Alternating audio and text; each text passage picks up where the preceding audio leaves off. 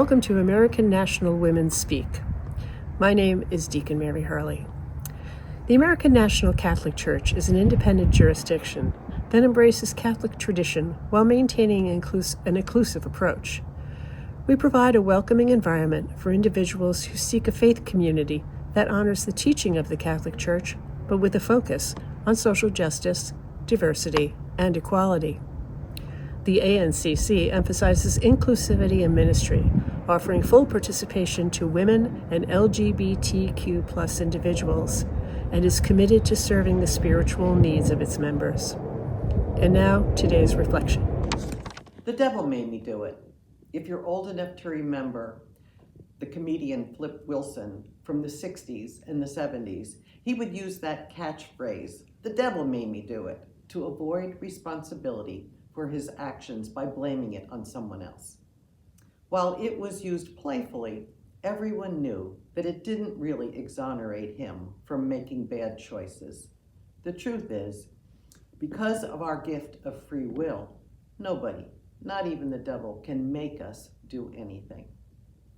We all face temptation in our life, to eat too much, to drink too much, to judge others, to pile on with the gossiping, or to break a rule when no one is watching. Each of us knows the things, big and little, that get in the way of us being the best version of ourselves. In Sunday's gospel, we hear about Jesus being tempted 3 times by the devil. What I like about this gospel is that it reminds us that while Jesus is fully divine, he's also fully human. So, like us, Jesus faced temptation. We hear that while in the wilderness, he was hungry and tired, and the devil chided him. "You don't have to be hungry, just change that stone into bread." It would have been easy, and nobody would have known.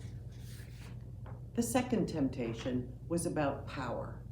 The devil says, "Worship me, and I will make you rich and famous." Who wouldn't be tempted to do that? Finally, the devil taunts him, "Hurl yourself off that cliff, and if you're so important, the angels will save you."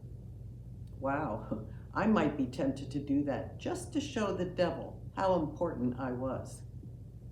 But Jesus would have none of it. As we enter this Lenten season together, we are reminded of the 3 pillars: prayer, fasting, and almsgiving. During Lent, we are invited to spend a little more time deepening our connection with God. We can do this on our own by reflecting on the scriptures of the day, by saying the rosary, or simply being quiet. Or some people go to Mass more frequently, or go to the Stations of the Cross. My favorite stations are the one that sees Jesus' crucifixion and death through the eyes of Mary. As a mother and a grandmother, I can very easily put myself in Mary's sandals on that sorrowful day. With fasting, when I was a kid, I think we were all encouraged to give up candy. But my dad was a dentist, so we didn't have any candy in our house. So that was an easy give up. Then there's almsgiving.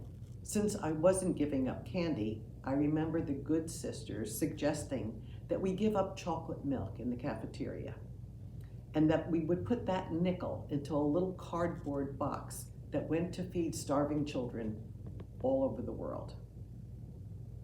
That encouraged us not just to give from our excess, but rather that it should involve some sacrifice on our part. Today, there is no end of causes and charities that are really in need with all the cuts in funding. And alms doesn't have to be just about money. Our time is very precious.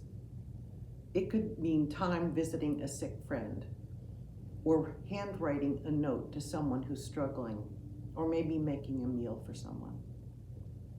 There's a long list of people and issues who need our prayer and sacrifice.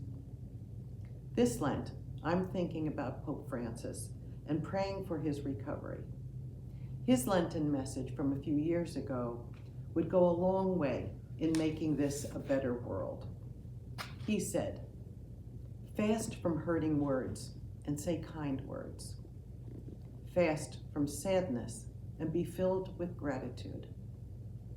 Fast from anger and be filled with patience. Fast from pessimism and be filled with hope. Fast from worries and trust in God. Fast from bitterness and fill your heart with joy. Fast from selfishness and be compassionate. Fast from grudges and be reconciled. Fast from words and be silent so you can really listen."